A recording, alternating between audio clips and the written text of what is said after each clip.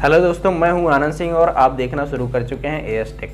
दोस्तों, इस वीडियो में हम बात करेंगे कि सिंगल बैटरी का इन्वर्टर इंस्टॉल करते समय हमें किन किन बातों का ध्यान रखना चाहिए और इन्वर्टर के डिस्प्ले पर कब कौन सी लाइट जलती है। तो चलिए वीडियो शुरू करते हैं।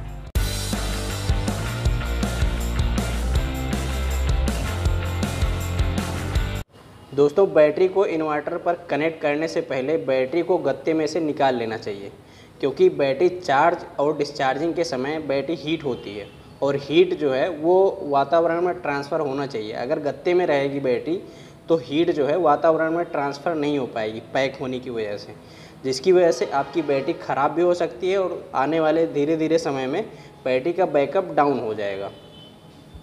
तो सबसे पहले मैंने बैटरी को निकाल लिया है। अब इसको कनेक्ट करने से पहले आपकी बैटरी के साथ आपको मिला होगा फ्लोटिंग इंडिकेटर और 2 नट बोल्ट मिला होगा। जैसे इसमें हमें ये मिला है, ये देखिए इस तरीके का मिला है। ये 6 फ्लोटिंग इंडिकेटर और ये 2 नट बोल्ट। अब सबसे पहले आपको बैटरी का ये ढक्कन जो होता है इसको निकाल लेना है। बैटरी का ढक्कन हटा के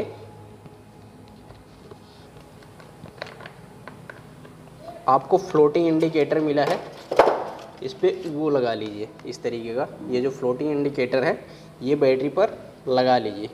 इसे बहुत ज़्यादा इसको टाइट मत करिए, हल्का टाइट करिए, जिससे बैटरी में जो चार्जिंग और डिस्चार्जिंग के समय गैस बने वो गैस आराम से निकल जाए। इस तरीके से आप इसको लगा लीजिए ढक्कन। ये सारे ढक्कन हटा के फ्लोटिंग इंडिकेटर सारे लगा लीजिए। उसके बाद ये इन्वर्टर का जो प्लस टर्मिनल है उसको बैटरी के प्लस टर्मिनल से कनेक्ट करिए। ये इन्वर्टर का प्लस वायर है, इसको आप ये नट बोल्ट आपको मिला है, इसके साथ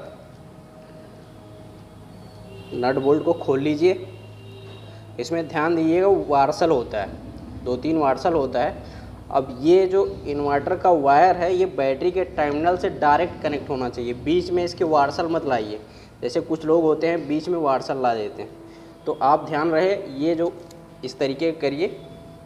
उसके बाद बैटरी के टर्मिनल पे लगाइए और वार्सल लगाइए ये। उसके बाद ये बढ़िया से टाइट कर दीजिए इसको। 13-14 नंबर की रिंच लगती है, रिंच से इसको बढ़िया से टाइट कर दीजिए। इसी प्रकार माइनस टर्मिनल भी बैटरी के माइनस टर्मिनल से बढ़िया से टाइट कर दीजिए।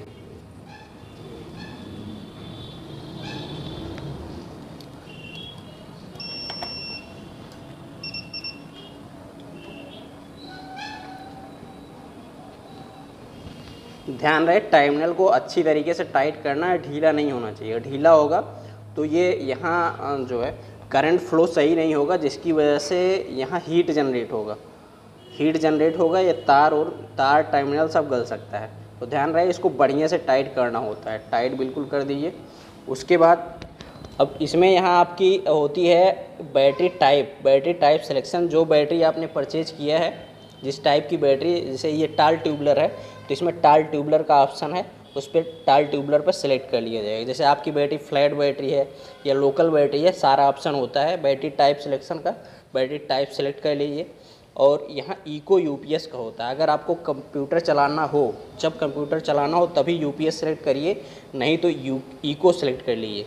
और सारे इन्वर्टर में, कई इन्वर्टर में रेगुलेटेड अनरेगुलेटेड होता है, तो आप वहाँ अनरेगुलेटेड सेलेक्ट करना होता है।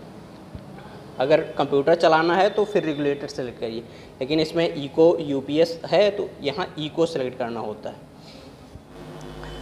अब जब बैटरी से आप इन्वर्टर को कनेक्ट कर देंगे तो यहाँ देखेंगे इको होगा, इको शो करेगा। इको सिलेक्शन है, इको शो करेगा यहाँ। अब इसको आप मेंस दीजिए, मेंस लाइट से इसको कनेक्ट कर दीजिए। अब यहाँ देखेंगे इन्वर्टर पर यहाँ मेंस शो होना चाहिए, यहाँ मेंस आ गया और थोड़ी देर में चार्जिंग शो करने लगा।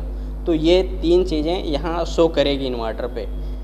अगर यहाँ आप पीछे जो सेटिंग है इको यूपीएस की, अगर यूपीएस सेलेक्ट कर देते तो यहाँ यूपीएस शो करता। अभी हमने इको सेलेक्ट किया है, जो कि इको रहना चाहिए, क्योंकि वोल्टेज का फ्लैक्चुएशन ऊपर नीचे हो रहा है तो इको होना चाहिए। अगर वोल्टेज फ्लैक्चुएशन में अगर यूपीएस रखे हुए हैं, वोल्टेज फ्लैक्चुएशन आपके यहाँ है, तो फिर इन्वर्टर आपका काम नहीं करेगा, चार्जिंग और डिस्चार्जिंग सही तरीके से नहीं करेगा, जिससे आपको प्रॉब्लम होगी। अब इन्वर्टर के डिस्प्ले की बात किया जाए तो यहाँ ये देखिए इन्वर्टर है शक्ति चार्ज प्लस 1150। इस पर पहला जो डिस्प्ले है मेंस का, जब आप मेंस लाइट देंगे, मतलब इलेक्ट्रिसिटी जब इन्वर्टर को देंगे तो ये मेंस शो करेगा। बैटरी चार्ज कर रहा होगा तो बैटरी चार्जिंग शो करेगा। अब पीछे जो इको यूपीएस सिलेक्शन होता है, अगर इको पे सेलेक्ट किए हैं तो इको शो करेगा, यूपीएस सिलेक्शन किए हैं तो यूपीएस शो करेगा। अब अगर बैटरी लो हो गई है तो लो बैटरी सेलेक्ट करेगा। अगर इन्वर्टर पर ओवरलोड दिए हैं तो यहाँ ओवरलोड शो करेगा। अगर बैटरी को रिवर्स कनेक्ट कर दिए हैं, मतलब प्लस को माइनस से, माइनस को प्लस से कर दिए हैं, तो यहाँ ये रिवर्स शो करेगा। अगर रिवर्स शो कर रहा है तो उसको सही कर लीजिए, सीधा कर लीजिए। अब इतना करने के बाद आपको लोड वाला, जो आपके घर का लोड है, लोड वाला वायर इन्वर्टर के आउटपुट में कनेक्ट कर देना है। इसको ध्यान रहे, यहाँ आपको प्लग होना चाहिए। प्लग सहित लगाइए। ये इन्वर्टर के आउटपुट में लग गया, ये आउटपुट चलने लगा इधर। दोस्तों, अगर आपको ये वीडियो पसंद आया हो तो वीडियो को लाइक करिएगा और चैनल को सब्सक्राइब करिएगा। धन्यवाद दोस्तों, मिलते हैं नेक्स्ट वीडियो में।